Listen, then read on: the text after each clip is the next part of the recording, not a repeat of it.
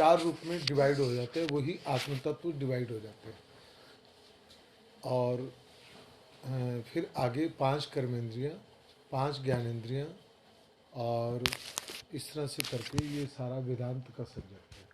मन जो है वो वृत्ति है भगवान की, जो बाहर की ओर देखती है, जो योजना बनाती है, और जिस जगह पर सब कुछ कैच होता है उसका नाम है चित्त। अनेक जन्मों के संस्कार, मन, बुद्धि। बुद्धि वो जैसे आपके अनंत जन्मों के संस्कार होंगे वैसे ही आप कार्य करेंगे। मन, बुद्धि, चित्त, अहंकार, इन सबको कर्ता जो है, वो जो करता है वो अपने आप को कहता है कि मैं अनीता हूँ, मैं अलका हूँ, मैं राजेश हूँ। लेकिन उस मैं को जब अपने आप उसकी तरफ ध्यान दिया जाता है वृत्ति के द्वारा, उसमें डूबा जाता है, तो अहम को जब देखा जाता है, अहम अपने आप को जब देखता है तो वो देखता है अहम ही नहीं है, और अहम ही नहीं है तो मन, बुद्धि, चित्त, अहंकार सारे खत्म हो जाते हैं। फिर जो है वहाँ पर श्री कृष्ण दिखाई देते हैं, जिसको आत्म तत्व के नाम से कहते हैं।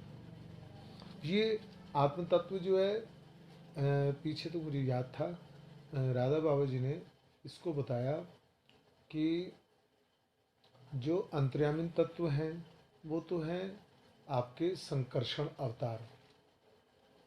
ये जितने भी आपके जीव, इनके अंतर्यामी तत्व जो है बलराम जी हैं, और भरत जी जो हैं वो हैं, मतलब लक्ष्मण हो गए इधर, इधर भरत जी जो हैं वो हो गए। चलो ये मैं किसी दिन बाद में बताऊंगा आपको, बस इतने ही तुमने पूछा, इतने का। कौन सा पेज था? 991।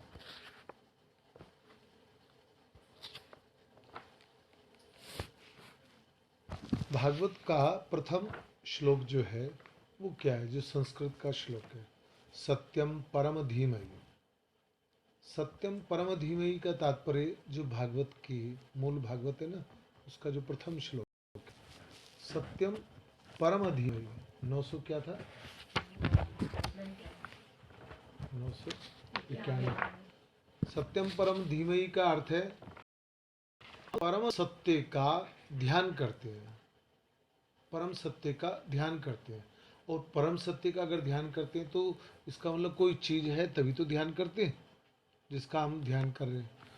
तो भगवान जो है जिस समय प्रकट होते हैं तो उनका सच्चिदानंद घन में विग्रह होता है, और वो विग्रह जो है हमारे उनकी कृपा से हमें नेत्र मिलते हैं, उसके द्वारा जो है खुलता है। 991 पेज,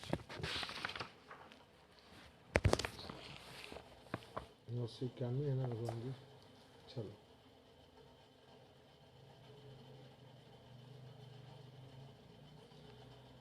देखो जरा ध्यानपूर्वक सुनना, हमारे से क्या क्या गलतियां होती हैं। तो बाई चांस खुल गया है। भगवान कृष्ण कहते हैं, यद्यपि मैं व्यवहार में पुरुष और प्रकृति, दृष्टा और दृश्य भेद से दो प्रकार का जगत जो है वो जान पड़ता है। दृष्टा और दृश्य भेद से दो प्रकार का जगत जान पड़ता है। दृष्टा में आपको उस दिन समझाया था, दृष्टा भाव से पहले हम जितना संसार है उससे चिपकना बंद कर दें, हम उसके दृष्टा बन जाएं। ठीक, दृष्टा बन जाएं तो फिर उसके अंदर तदीक्षण कर दें तो वो बिल्कुल खत्म हो जाएगा। जो दृष्टा है वो आत्म तत्व है, तो आत्म तत्व की एक अलग सृष्टि है और माया की एक अपनी अलग सृष्टि है। तो यहाँ पर जो है बिल्कुल टू द पॉइंट इसका अर्थ चल रहा है भागवत का। यद्यपि व्यवहार में पुरुष और प्रकृति, पुरुष यहाँ पर कौन है? गीता। पुरुष जो है आत्म तत्व है, प्रकृति क्या है? मन, बुद्धि, चित्त, अहंकार, उसके सारे व्यापार। भागवत को समझने के लिए दृष्टा और दृश्य भेद से दो प्रकार का जगत जान पड़ता है। एक हो गया आत्म तत्व का लोक, और एक हो गया आपका व्यवहार जगत का लोक। तथापि परमार्थ दृष्टि से देखने पर यह सब का सब एक अधिष्ठान स्वरूप है। परमार्थ दृष्टि से देखने पर पता चलता है कि क्या परमार्थ दृष्टि क्या होती है। जब व्यक्ति को अविद्या नष्ट हो जाती है, और अविद्या, जैसे उद्धव को जिस समय राधा जी को उसने प्रणाम किया, तो प्रणाम करने के बाद में राधा जी ने अपनी कृपा प्रदान करी, तो कृपा प्रदान करने के बाद में उन्होंने क्या अनुभव में लिया। उन्होंने कहा, हे राधे, तुम उस लोक की लक्ष्मी भी तुम हो, दुर्गा भी तुम हो, मुझे ज्ञान होता जा रहा है। राधा जी ने अपने स्वरूप के बारे में जानकारी दे दी कि जितने शक्ति तत्व हैं, सरस्वती, काली, लक्ष्मी और इंद्राणी इत्यादि, वो सब के सब मैं हूँ। वो अपने आशीर्वाद से उन्होंने ज्ञान कराया, उद्धव जी को ज्ञान कराया। तो उद्धव जी ने वैसी ही स्तुति कर ली। हम जो हैं, हम जो है पढ़ के ज्ञान लेते हैं, हम जो है पढ़ के ज्ञान लेते हैं, और ज्ञान लेने के बाद में हम जो है उस ज्ञान को मान करके राजी नहीं है। आप देखना इसमें टॉपिक आएगा, मुझे शायद लगता आएगा।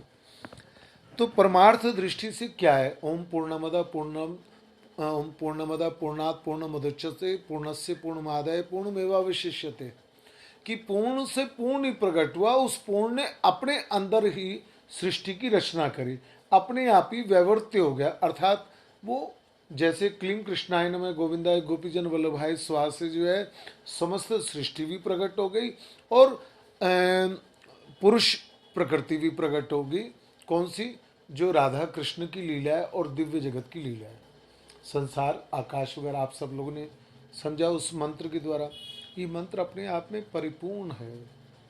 इस मंत्र को करके जो है आप लोग जो है, तो तथापि परमार्थ दृष्टि से देखने पर सब ये अधिष्ठान स्वरूप है। जब भगवान की कृपा हो जाती है, तो कृपा होने के बाद में स्मृति प्रकट हो जाती है। 17वें अध्याय में जाकर 15वें अध्याय में गीता में कहे, मुझसे स्मृति और ज्ञान ये दोनों प्रकट होते हैं। मेरे से स्मृति, ज्ञान और अपोहन सब कुछ है।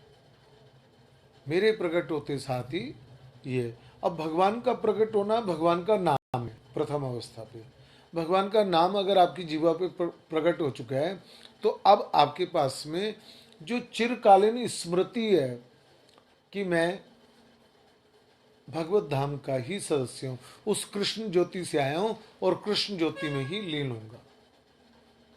आप समझ रहे हो ना सारी बात को। तो इसीलिए किसी के शांत, घोर और मूढ़ स्वभाव तथा उसके अनुसार कर्मों की न स्तुति करनी चाहिए। किसी का गुस्से का स्वभाव है, किसी का भोलेपन का स्वभाव है, किसी का महाभोलेपन का स्वभाव है, तो उस कर्मों के अनुसार जो है उसकी स्तुति से मतलब उसके बारे में ज़्यादा चर्चा नहीं करनी चाहिए। कोई अगर भोला है या मूड है या बेवकूफ़ है या कोई ज़्यादा वो है, अर्थात देखो भागवत कह रही है, मैं नहीं कह रहा हूँ। परमार्थ दृष्टि से देखने पर सब एक अधिष्ठान स्वरूप है। इसलिए किसी के शांत, घोर मूड स्वभाव, उसके अनुसार कर्मों की स्तुति नहीं करनी चाहिए, ना निंदा करनी चाहिए। आप अपने आप को चेक करो कि हम जो है जितना क्या नाम है भजन करते हैं, उस भजन करने में अगर हम जो है कहीं पर किसी की ज़्यादा निंदा कर देते हैं, तो हमारा सारा भजन वो खींच करके ले जाएगा। इस करके निंदा से डर करके रहना। भगवान के यहाँ तो ऑटोमेटिक सिस्टम है, इधर से आया इधर से गया, वहाँ कुछ कहने की जरूरत नहीं है। सर्वदा अद्वैत दृष्टि रखनी चाहिए। ये सब के सब कृष्ण स्वरूप हैं, ये दृष्टि रखनी चाहिए। जो पुरुष दूसरों के स्वभाव और उनके कर्मों की प्रशंसा अथवा निंदा करते हैं, ज़्यादा प्रशंसा कर दी, ज़्यादा निंदा कर दी, वे शीघ्र ही अपने यथार्थ और परमार्थ साधन से च्युत हो जाते हैं। परमार्थ साधन से च्युत हो जाते हैं, क्योंकि उनके अंदर व्यक्ति की प्रशंसा और निंदा की बात आ गई है। भागवत को हमें राजेश समझना चाहिए और समझ करके सावधानी पूर्वक करना चाहिए। ये मैं सुबह मीनू बोल रही थी और मेरी नींद नहीं आ रही थी, तो मैं सुनता रहा। मैंने कहा मैं ये सुनूंगा, क्योंकि साधन तो द्वैत के अभिनिवेश का है, उसके प्रति सत्य का निषेध करता है और प्रशंसा तथा निंदा उसकी सत्यता के भ्रम को और भी दृढ़ करती है। उद्धव जी, सभी इंद्रियां राजस अहंकार के कार्य हैं। राजस अहंकार क्या होता है? राजस अहंकार होता है ठीक प्रकार से शादी करना, ठीक प्रकार से जो है आगे प्रजापति के संकल्प को जो करके प्रजापति का निर्माण इत्यादि, उनका खाना पिलाना, सब काम करना, ये सब राजस अहंकार के कार्य हैं। जब वे निद्रित हो जाती हैं तब शरीर का अभिमानी जीव चेतन हो जाता है और उसे भारी शक्ति की स्मृति नहीं रहती। उस समय यदि मन बच रहा है तब तो वह अपने सपने के झूठे दृश्यों में भटकने लग जाता है। मान लिए सब सो गए, अब देखो तुमने मन का कहा, भगवान ने मन का ही बता दिया, वो झूठे स्वप्न उसमें देखना प्रारंभ कर देता है, उन दृश्यों में भटकने लगता है। और ये मन का कंट्रोल कैसे हो,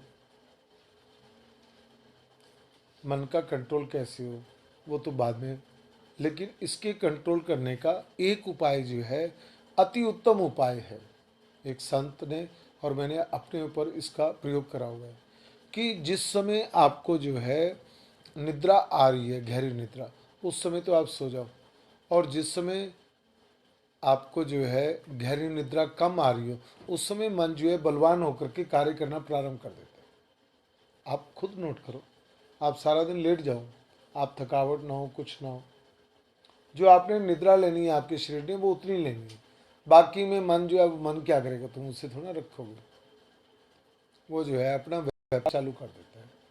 व्यापार का मतलब वो अपना घूमना फिरना चालू कर देता है, झूठे दृश्यों में भटकने लगता है, वह भी लीन हो गया। तब तो जीव मृत्यु के समान गाढ़ निद्रा सुषुप्ति में लीन हो जाता है। वैसे ही जब जीव अपने अद्वितीय आत्मस्वरूप को भूल करके नाना वस्तुओं के दर्शन करने लगता है, अपने अद्वितीय आत्मस्वरूप को छोड़ करके, भूल करके नाना वस्तुओं का बाहर की ओर बार बार झांकता है।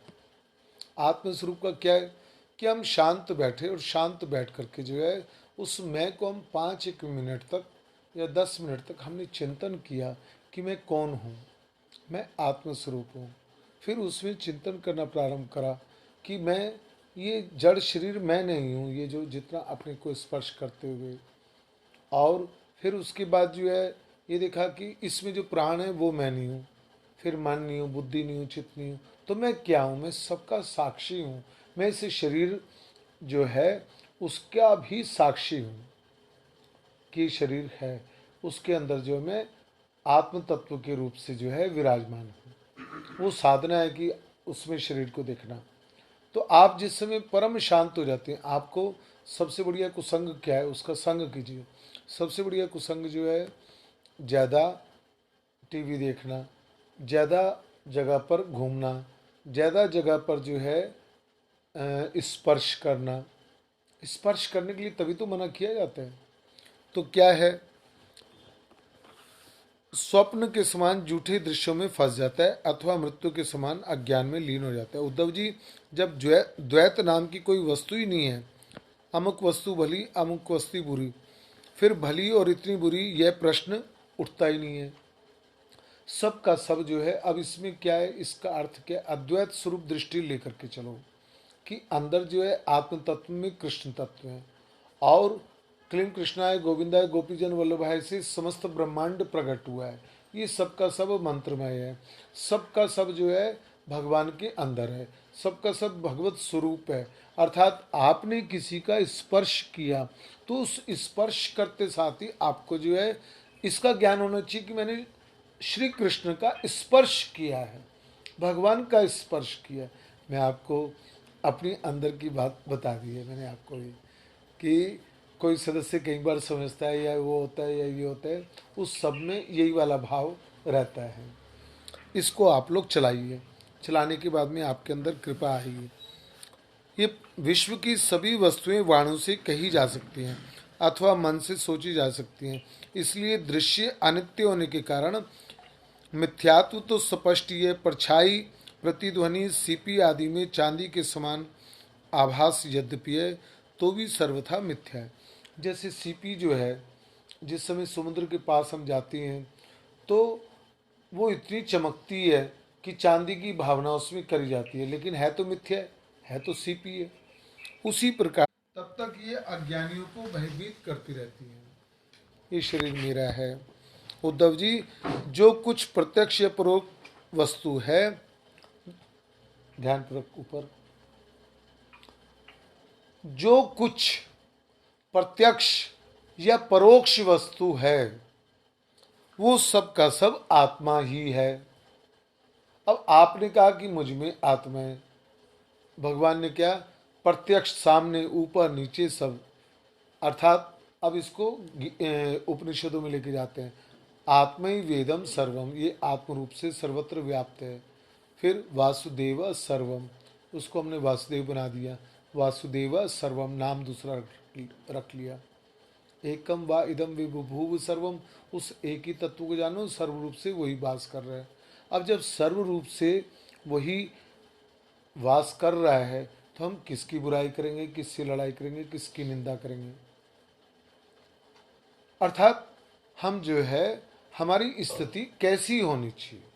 हमारी स्थिति जो है ये वाली होनी चाहिए कि हम नित्य मुक्त हैं,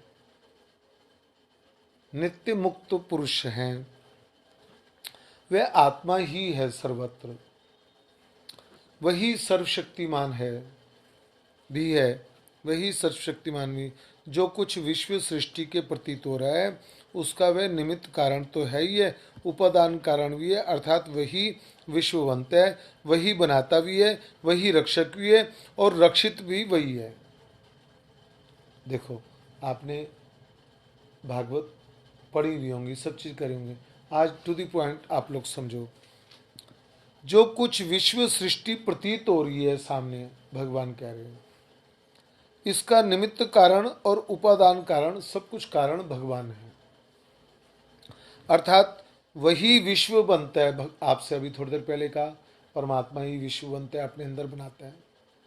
भगवान ही विश्व बनता है, एकोम बहुश्याम, वही बनाता भी है, वही रक्षक भी है, और जो रक्षित हो रहा है, जिसकी रक्षा की जा रही है, वो भी वही है। अर्थात आपके मृत्यु तक आपका एक प्रसंग जो है वो निरंतर ऐसा हो जाना चाहिए कि आपकी कोई टांगों को स्पर्श कर रहा है, अथवा आपके सिर को स्पर्श कर रहा है, या आपके शरीर को दबा रहा है या कर रहा है, ये जो भी आपके सामने यम इत्यादि देवता आ रहे हैं या कोई भी आ रहे हैं, तो आप सर्वत्र सर्व रूप में उस भगवत स्वरूप की जो है भाव को लेकर के चलें, भाव को लेकर के चलें। समझ रहे ना सब चीज? इस भाव को जो है हम सब लोग लेकर के चलें।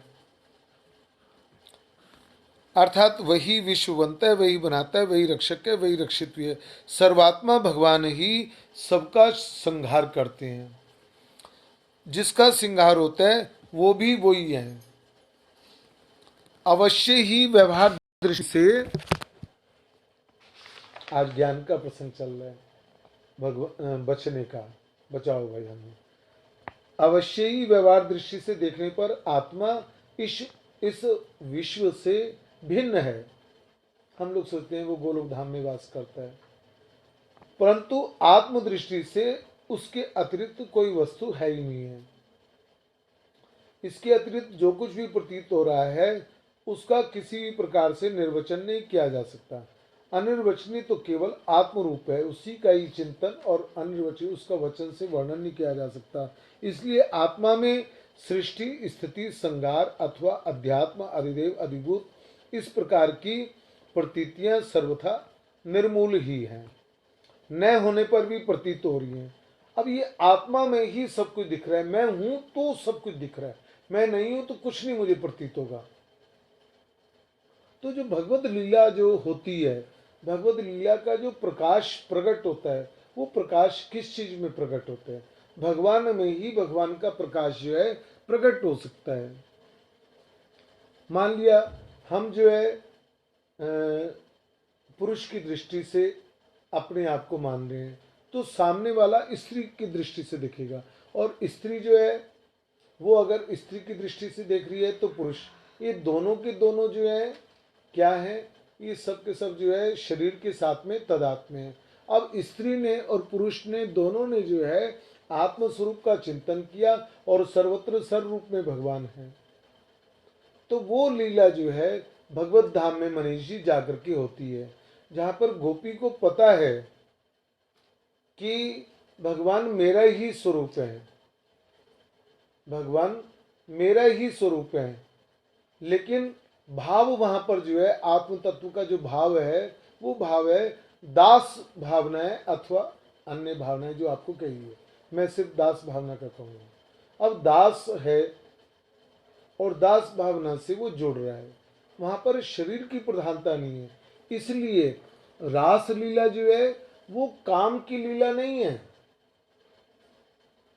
काम की लीला नहीं है, प्राकृत जगत की लीला नहीं है, वो अप्राकृत जगत की लीला है रास।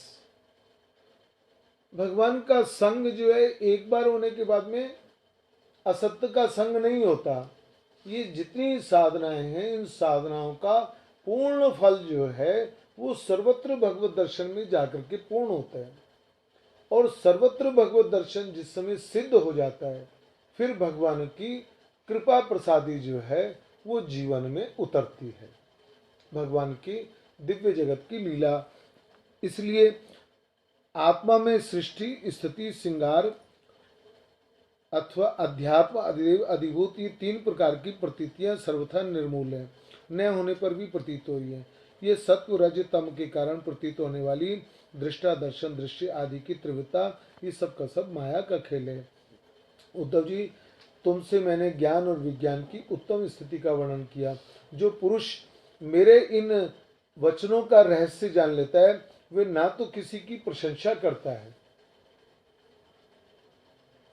वो ना तो किसी की प्रशंसा करता है और ना किसी की निंदा करता है। अब आप देखो जरा झांक करके अंदर झांक के जेब में झांक करके देखो कि पुरुष जो है भजन करने के बावजूद भी निंदा और स्तुति में लगा रहता है। अब निंदा तो हो रही है भगवान की, स्तुति भी भगवान की हो रही है। स्तुति तो एक बार को माफ करी जा सकती है, लेकिन यहाँ पर तो स्तुति को भी कह दिया। उत्तिष्ठत जागृत में इसका पूरा वर्णन है, जो अपनी पुस्तक है उसमें वर्णन है श्लोक का। वह जगत में सूर्य के समान समभाव से विचरता है।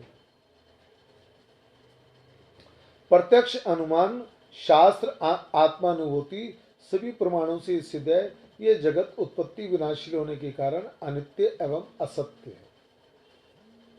जगत तो अनित्य है और असत्य है। जैसे वेदांत का जिस समय प्रथम पाठ कराया जाता है तो ये कहा जाता है कि परमात्मा नित्य है और सत्य है। नित्य का मतलब आप सब लोग जानते हो बेटे, ठीक, और सत्य है अर्थात वो अच्युत, वो च्युत नहीं होते, अच्युत है भगवान। तो अब यहाँ पर प्रश्न क्या आया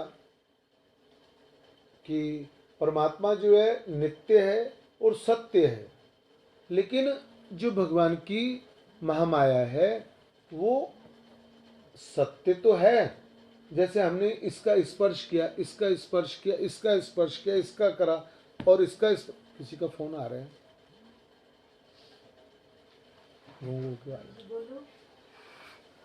तो अगर हमने माया का स्पर्श किया तो स्पर्श करने के बाद में ये तो सत्य की स्पर्श हुआ, लेकिन हमने जिस कपड़े का जिस पलंग का स्पर्श किया या जिस कुर्सी का स्पर्श किया या जिस भी का हमने स्पर्श किया है वो अनित्य है, अर्थात वो परिवर्तनशील है। आज तो उसका जो है चेहरा बहुत अच्छा लग रहा है, कल को वो धीरे धीरे उसके ऊपर झुर्रियाँ आ जाएंगी। ये परिवर्तन ही तो है। आपका कपड़ा जितने टाइम रख लो, आप किसी पत्थर को रख लो उठा करके अपने जमीन के अंदर, तो वो पत्थर भी अपने आप बढ़ जाएगा। सब का सब माया अनित्य है और परिवर्तनशील है। सत्य तो है लेकिन परिवर्तनशील है, बस इतना फर्क। परमात्मा नित्य है और सत्य है। तो हम परमात्मा का स्पर्श करना चाह रहे हैं। उद्धव जी, मैंने तुमसे ज्ञान विज्ञान की उत्तम प्रशंसा कर दी है। यह जगत उत्पत्ति विनाशील होने के कारण अनित्य असत्य है। यह जान करके जगत में असंग भाव से विचरना चाहिए। भगवान स्वयं कह रहे हैं मेरा भजन तो पूरा कर, लेकिन जगत को असंग मान करके विचरण कर। एक तरफ तो कह रहा है कि भाई तेरा गोलोक धाम बहुत प्यारा लगता है, तेरा मंत्र बहुत प्यारा लगता है, सब कुछ तेरा बहुत प्यारा लगता है, लेकिन दूसरी तरफ जो है उसका झुकाव जो है महामाया से भी है। तो इस करके भगवान कह रहे हैं कि यह बात जान करके जगत में असंग भाव से विचरना चाहिए। भगवान आत्मा है, दृष्टा देह दृश्य है, आत्मा स्वयं प्रकाश है, देह है, जड़ है। ऐसी स्थिति में जन्म मृत्यु संसार न शरीर को प्राप्त हो सकता है और न आत्मा को, परंतु इसका होना उपलब्ध है। तब ये होता किसी है? आत्मा तो अविनाशी, प्राकृत अप्राकृत गुणों से रहित, शुद्ध स्वयं प्रकाश, सभी प्रकार के आवरणों से रहित तथा शरीर विनाशी, सगुण अशुद्ध प्रकाश से आवृत है। आत्मा अग्नि के समान प्रकाशमान है तो शरीर काठ की तरह अचेतन। फिर ये जन्म मृत्यु संसार है किसी? ये जो है अब आगे ज्ञान का प्रसंग करेंगे। इसमें बहुत सारे उन्होंने डाल दिए। ऊपर घड़ी पहुंच चुकी है। इस करके आप सब लोग जो है जितने हो सदस्य जो है एकादश स्कंद में 991 पेज से लेकर के 995 पेज तक पढ़िए, अच्छी तरह से पढ़िए। और पढ़ करके जो है अब इसको लास्ट में भगवान कहते हैं कि काम क्रोध आदि विघ्नों को मेरा चिंतन, मेरा नामस्मरण और आदि के द्वारा इसको नष्ट कर देना चाहिए। वो कल खोल करके बता देंगे, कल अगर बैठे तो ठीक है। जय जय श्री राधे। 991 पेज पे